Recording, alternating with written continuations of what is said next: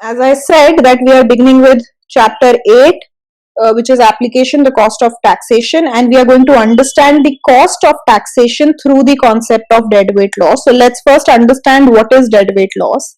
So you have the usual demand and supply curve. यहाँ पे ये demand curve है, ये supply curve है आपके पास. और पिछले चैप्टर्स में जब हमने टैक्स की बात करी थी तो हमने एक कॉन्सेप्ट पढ़ा था टैक्स वेज, जिसका मतलब होता है कि अगर tax wedge basically price gap बताता है बायर्स और सेलर्स के बीच का. इक्विलिब्रियम पे हम मान के चलते हैं कि जो बायर प्राइस पे करता है और जो सेलर प्राइस पे करता है वो सेम होता है, लेकिन जब सिस्टम में टैक्सेस लग जाते हैं तो प्राइसेस जो बायर्स पे करते हैं और प्राइसेस जो सेलर्स रिसीव करते हैं उसमें डिफरेंस होता है, और उस डिफरेंस को हम टैक्स वेज बोलते हैं. जो प्राइस गैप इंट्रोड्यूस होता है टैक्सेस की वजह से बिटवीन बायर्स एंड सेलर्स, उसको हम टैक्स वेज बोलते हैं. जब हमने टैक्स वाला चैप्टर पढ़ा था तो हमने ये भी पढ़ा था कि चाहे टैक्स सेलर पे लगे चाहे टैक्स बायर पे लगे, दोनों केसेस सेम होते हैं. तो हम यहाँ पे जब कॉस्ट ऑफ टैक्सेशन की बात कर रहे हैं तो हम एक स्पेसिफिक केस को लेकर नहीं चल रहे हैं. We are just considering the two cases as equal cases and we are just introducing a tax wedge here. So say this is the size of the tax, और हमें ये भी पता है कि ये जो tax wedge होता है ये basically आपको बताता है कि कितना टैक्स लगा है. This is the size of tax. तो जब डिमांड साइड पे लगता है then you visualize this as a fall in the demand curve. जब सप्लाई साइड पे लगता है तो you visualize this as a fall in the supply curve. तो दोनों केसेस पॉसिबल है इस टैक्स वेज में, और यहाँ पे हमको पता लगता है कि दिस इज द प्राइस जो बिना टैक्सेस के पे करता है कंज्यूमर और सेलर रिसीव करता है, और टैक्सेस लगने के बाद ये वाला जो प्राइस है this is the price that buyers pay. तो मैं यहाँ पे PB लिख रही हूँ to indicate that the price is paid by buyers is this which you see is greater than the price without taxes, and this is the price that the sellers receive. ठीक है, और ये PB और PS का जो difference है ये tax veg कहलाता है. This is also the size of the tax. अब जब हम बात करें टैक्स लगने के बाद क्या चेंजेस होते हैं, पहली चीज तो आप देख रहे हो कि यहाँ पे अगर बिना टैक्स के प्राइस पे हम देखें तो क्वांटिटी कितनी प्रोड्यूस हो रही है, इतनी, which is called as the efficient level of production. Whereas जब टैक्सेस लग रहे हैं तो प्राइस क्वांटिटी रिड्यूस हो रही है, क्वांटिटी इज रिड्यूस. जब मार्केट में inefficient level of quantity supply हो रही है, इनएफिशिएंट लेवल ऑफ क्वांटिटी खरीदी जा रही है, तो ऑब्वियसली मार्केट में कुछ कॉस्ट लग रही है. Now we will understand the cost for each participant. यहाँ पे प्राइमरीली 3 पार्टिसिपेंट्स हैं, एक है बायर, एक है सेलर और एक है गवर्नमेंट. बायर को ऑब्वियसली टैक्स से लॉस होता है तो उनके लिए एक कॉस्ट है, लॉस है, क्योंकि वो अब ज्यादा प्राइसेस पे करते हैं. सेलर के लिए भी कॉस्ट है क्योंकि अब वो कम प्राइसेस रिसीव कर रहे हैं तो उनके लिए भी लॉस है. गवर्नमेंट के लिए फायदा होता है. फायदा क्यों हो रहा है? क्योंकि गवर्नमेंट को कुछ रेवेन्यू मिल रहा है. ये जो टैक्सेस कलेक्ट होते हैं ये अल्टीमेटली गवर्नमेंट के पास जाते हैं, और हम इस डायग्राम में एक्चुअली गवर्नमेंट का रेवेन्यू शो कर सकते हैं. गवर्नमेंट का रेवेन्यू कितना है? PB minus PS is the amount of taxes, और वो अप्लाई हो रहा है क्वांटिटी Q पे. तो जितना भी टैक्स है, let's say T is the tax rate, this multiplied by the quantity will give us the total tax revenue जो गवर्नमेंट कलेक्ट करती है, और वो यहाँ पे डायग्राम में हम इस एरिया से शो कर सकते हैं. So this area reflects the total tax revenue that the government receives in the system. ठीक है, तो ये जो एरिया ये बेसिकली प्रॉफिट है गवर्नमेंट का because of the implication of taxes. But let's see कि ओवरऑल टैक्स से क्या होता है. क्या गवर्नमेंट का प्रॉफिट बायर और सेलर के लॉस से ज्यादा होता है, या गवर्नमेंट का प्रॉफिट बायर और सेलर के लॉस मिला के कम होता है? क्योंकि हम अगर ओवरऑल असेसमेंट करना चाह रहे हैं कि पूरी सोसाइटी पे टैक्स का क्या इम्प्लीकेशन है, तो ये जानना जरूरी है कि बायर्स का कितना लॉस हो रहा है, सेलर्स का कितना लॉस हो रहा है और गवर्नमेंट का कितना फायदा हो रहा है, ये आपस में कैसे रिलेटेड है. तो हम यहाँ पे 2 सिचुएशंस कंपेयर करेंगे. एक सिचुएशन है विदाउट टैक्स और एक सिचुएशन है विद टैक्स, और मैं यहाँ पे 3 पार्टी लेके चल रही हूँ, बायर्स, सेलर्स और गवर्नमेंट. ठीक है, नाउ ये वाला केस है विदाउट टैक्स, जहां पे ये डिमांड साइड है, ये सप्लाई साइड है, ये प्राइसेस हैं और ये क्वांटिटी है. ये इक्विलिब्रियम प्राइस है, ये इक्विलिब्रियम क्वांटिटी है. ये वाला जो केस है ये है विद टैक्स, यहाँ पे ये डिमांड कर्व है, ये सप्लाई कर्व है। अब यहाँ पे इक्विलिब्रियम प्राइस नहीं है, यहाँ पे ये वाली प्राइसेस है। So this is PB and this is PS और ये क्वांटिटी सप्लाई हो रही है। यहाँ पे आप नोटिस करोगे, अगर हम वेलफेयर की बात करें तो हम कंज्यूमर सरप्लस और प्रोड्यूसर सरप्लस के कॉन्सेप्ट पढ़ चुके हैं। यहाँ पे ये जो पूरा एरिया है ये कहलाएगा कंज्यूमर सरप्लस, ठीक है, और ये जो एरिया है ये कहलाता है प्रोड्यूसर सरप्लस। इस वाले केस में गवर्नमेंट का कोई फायदा नहीं होता है, गवर्नमेंट को कुछ नहीं मिल रहा है, कोई सरप्लस नहीं मिल रहा है। इतना जो सरप्लस है, ये जो रिफ्लेक्ट हो रहा है एरिया रेड वाला, ये होता है कंज्यूमर सरप्लस, और ब्लू वाला एरिया जो है वो रिफ्लेक्ट करता है प्रोड्यूसर सरप्लस। अब आ जाओ टैक्स वाले केस में। टैक्स वाले केस में क्या हो रहा है, यहाँ पे जो ये एरिया है, पहले तो ये नोटिस करेंगे कि क्वांटिटी यहाँ पे ज्यादा प्रोड्यूस हो रही थी, यहाँ पे कम हो रही है, और ये जो ग्रीन एरिया है यहाँ पे ये रिफ्लेक्ट करता है टैक्स रेवेन्यूज। मैं यहाँ पे एरिया को नेम कर देती हूँ in accordance with your book so that it is easily understandable for you, ठीक है। ये वाला जो छोटा रेक्टेंगल है इसको हम बोल रहे हैं B, इस ट्राइंगल को बोल रहे हैं C, ये ट्राइंगल है A, इसको बोल रहे हैं D, इस छोटे ट्राइंगल को E और इस बड़े ट्राइंगल को F। तो यहाँ पे अगर मैं लिखूं कि कंज्यूमर सरप्लस बायर का विदाउट टैक्स कितना है, A plus B plus C, और सेलर का D plus E plus F, government का 0। अब विद टैक्स की बात करते हैं। विद टैक्स में आप देखोगे कि this is C, this is E, this is B, D, F and A। Government का तो रेवेन्यू हो रहा है B प्लस D, ये जो बीच वाला रेक्टेंगल है दिस इज गवर्नमेंट रेवेन्यू। यहाँ पे कंज्यूमर सरप्लस आप नोटिस करोगे कि श्रिंक हो गया है, वो हो गया इतना, क्योंकि बायर्स प्राइस पे कर रहे हैं इतनी, और हमें पता है कि डिमांड कर्व और बायर्स की प्राइस के बीच का जो एरिया होता है वो कंज्यूमर सरप्लस होता है। तो यहाँ पे ये वाला जो एरिया है रेड एरिया, ये रिफ्लेक्ट करेगा consumer surplus which is now equal to area A, जो कि पहले A plus B plus C था, वो अब श्रिंक होके A हो गया है।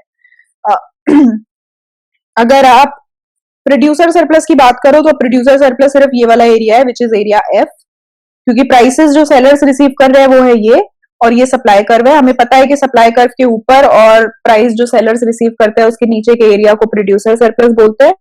तो यहाँ पे प्रोड्यूसर सरप्लस रिड्यूस हो गया है F, पहले था D plus E plus F, अब हो गया है F।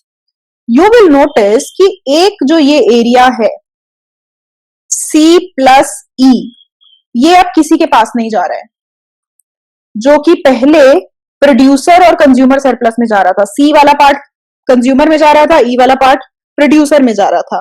तो ये C प्लस E जो एरिया है, जो ये वाला एरिया है, वो अब किसी के पास नहीं जा रहा, बिकॉज टैक्सेस लग गए हैं और ये वाली लेवल ऑफ क्वांटिटी प्रोड्यूस ही नहीं हो रही है, क्वांटिटी कम प्रोड्यूस हो रही है, और इस एरिया को हम बोलते हैं dead weight loss.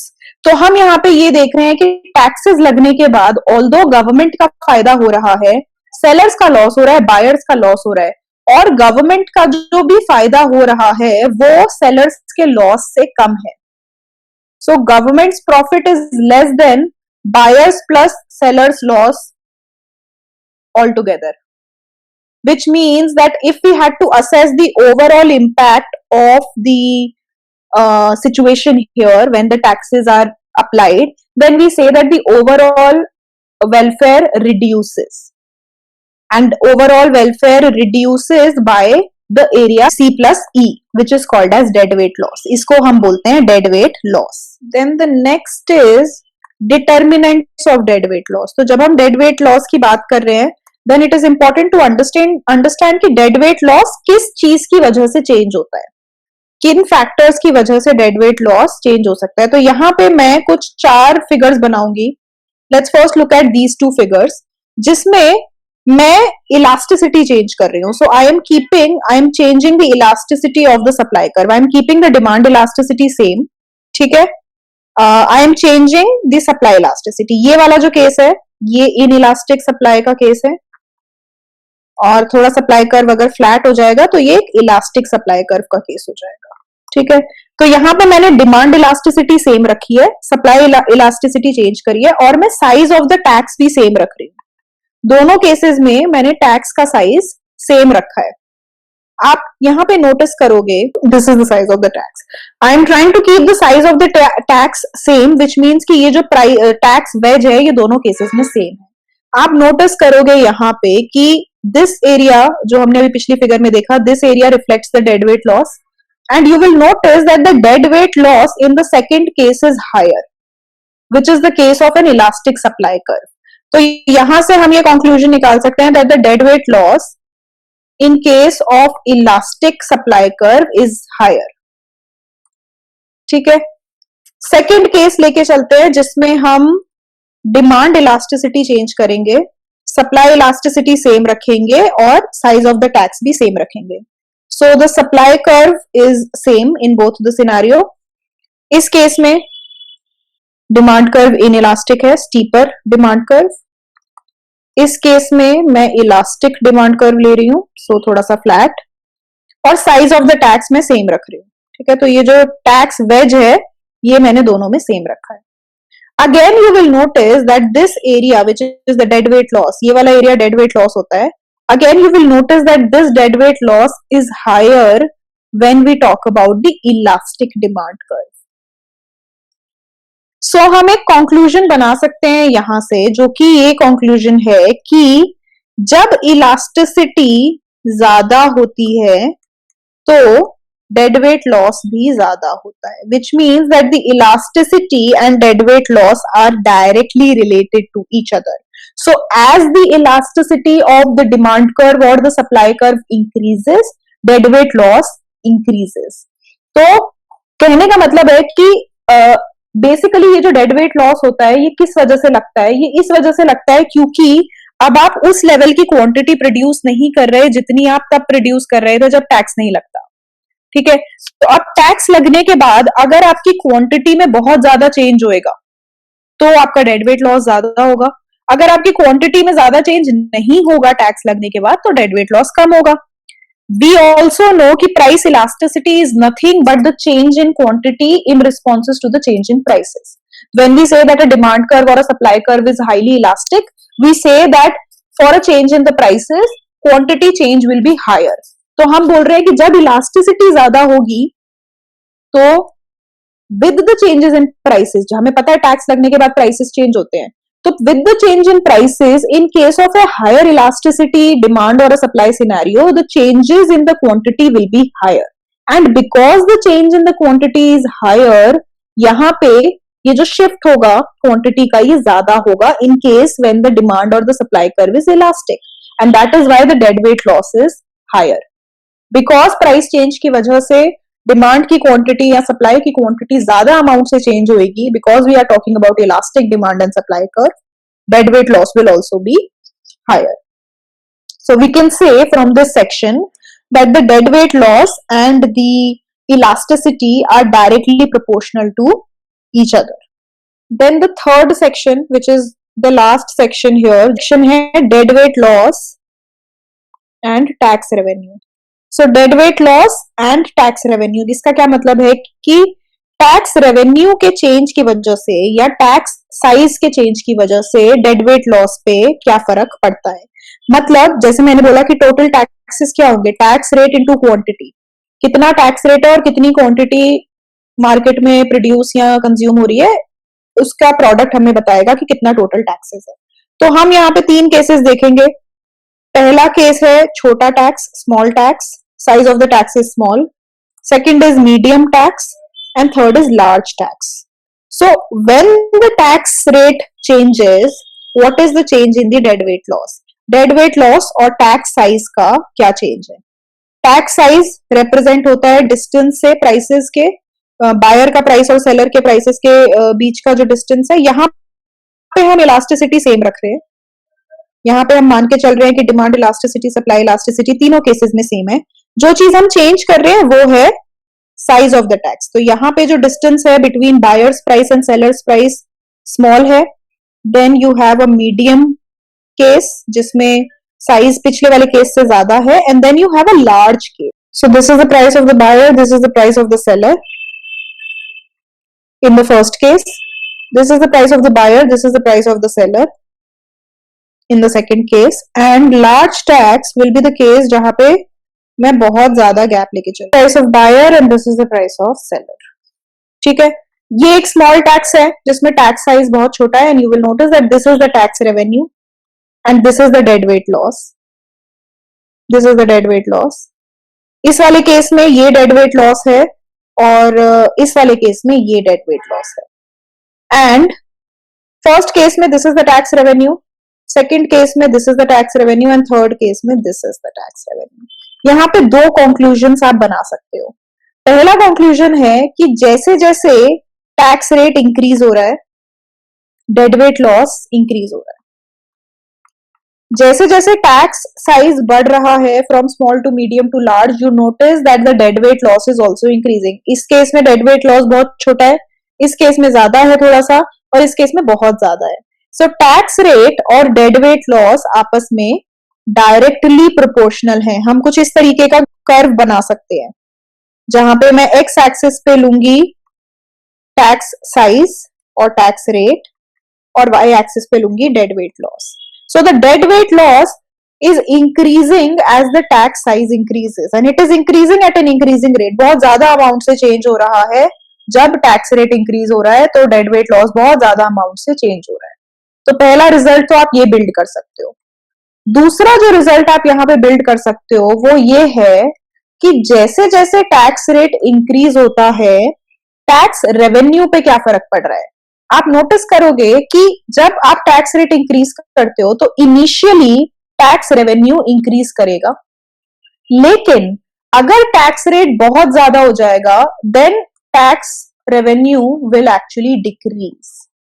So you notice two kinds of trends. अगर आप नोटिस करोगे कि यहाँ ये वाला area seems to be larger than this area, तो टैक्स रेवेन्यू के लिए आप कुछ इस तरीके का रिलेशनशिप बिल्ड कर सकते हो which is called as the Laffer's curve in economics. This is called as Laffer's curve, जो कि क्या बोलता है कि ऐसा जरूरी नहीं है कि जब जब टैक्स साइज इंक्रीज होगा टैक्स रेवेन्यू इंक्रीज होगा. ऐसा जरूरी नहीं है.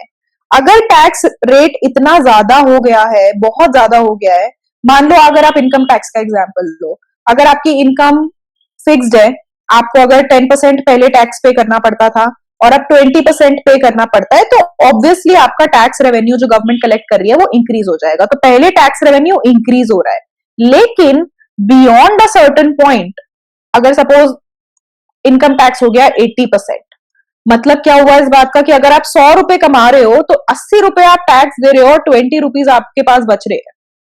तो क्या होगा कि लोगों का जो इंसेंटिव होगा इनकम अर्न करने का वो कम हो जाएगा. तो ऐसा हो सकता है कि जिस चीज पे टैक्स लग रहा है विच इज इनकम, वो ही श्रिंक हो जाए, वो 100 की जगह हो जाए 50. लोगों के पास इंसेंटिव्स ही नहीं है अर्न करने के, क्योंकि उनको पता है कि उसका 80% तो उनके पास रहने ही नहीं वाला है, वो टैक्सेस में जाने वाला है. और इसीलिए आप इस तरीके का ट्रेंड देखते हो टैक्स साइज और टैक्स रेवेन्यू में, विच इज जब इनिशियली टैक्स साइज इंक्रीज होता है तो टैक्स रेवेन्यू इंक्रीज होता है, लेकिन आफ्टर अ सर्टेन पॉइंट अगर टैक्स इंक्रीज होगा, टैक्स रेट इंक्रीज होगा, तो टैक्स रेवेन्यू डिक्रीज होना शुरू कर देता है. तो कुछ इस तरीके का कर्व आपको मिलता है between tax revenue and tax size, and this is called as the Laffer's curve. Whereas dead weight loss consistently increase होता है, जैसे जैसे टैक्स साइज इंक्रीज होगा डेड वेट लॉस इंक्रीज होगा, और इसीलिए आपको कुछ इस तरीके का रिलेशनशिप यहाँ पे मिलता है.